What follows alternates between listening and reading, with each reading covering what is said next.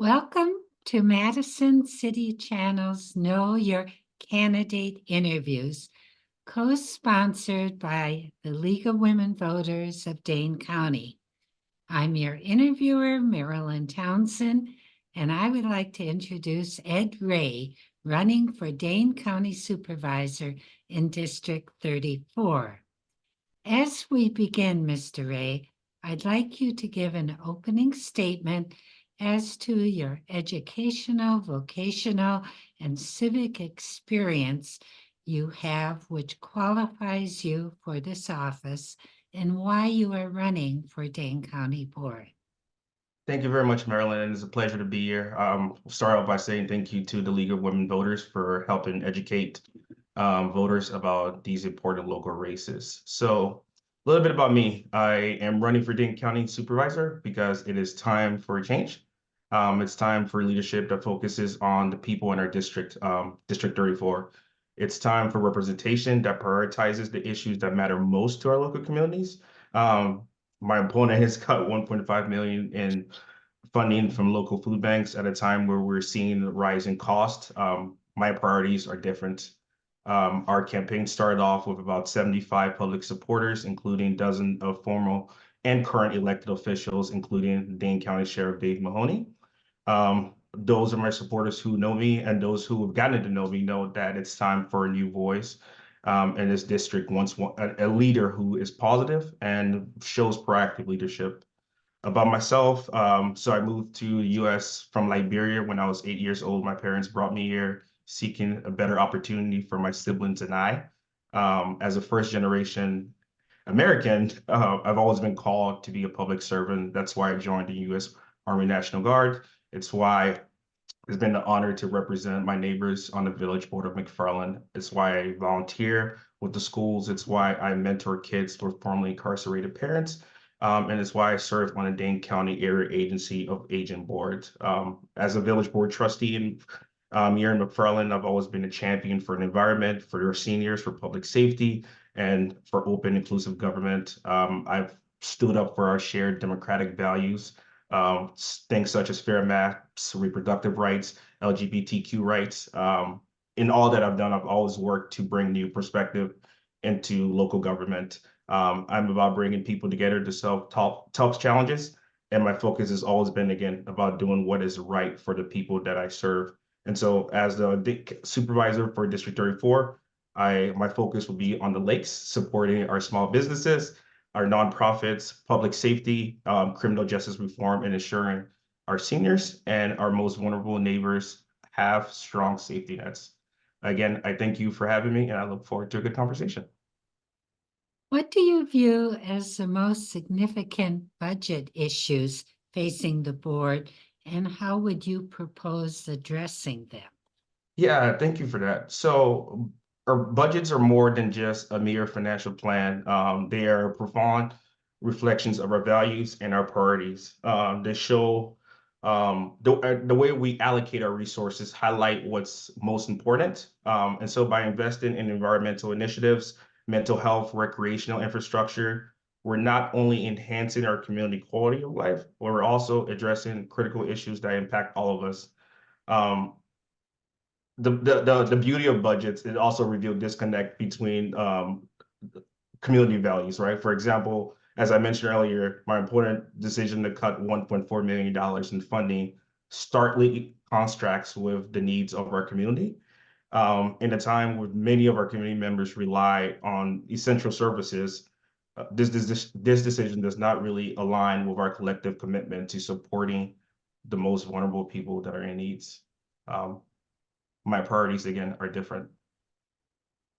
What do you see as the next right steps for the county to take in addressing mental illness and substance use disorders to divert people from the criminal justice system?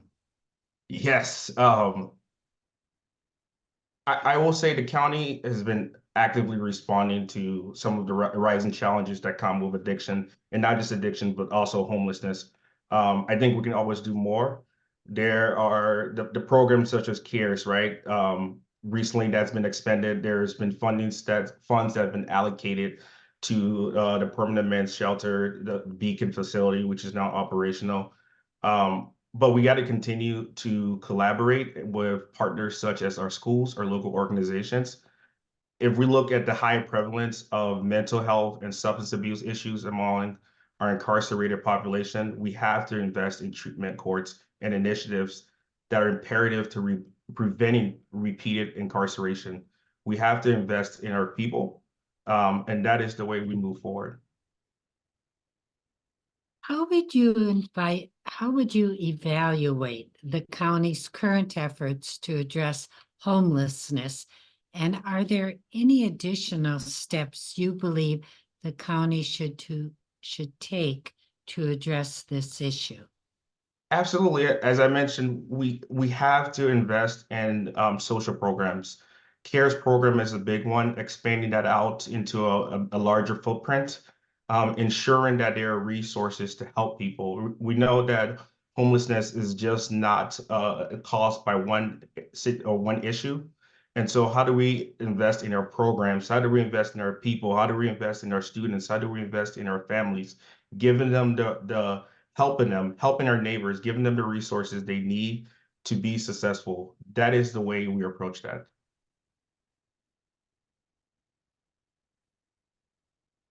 Concerns continue about noise abatement related to the presence of F-35 fighter jets and PSA pollution at the airport.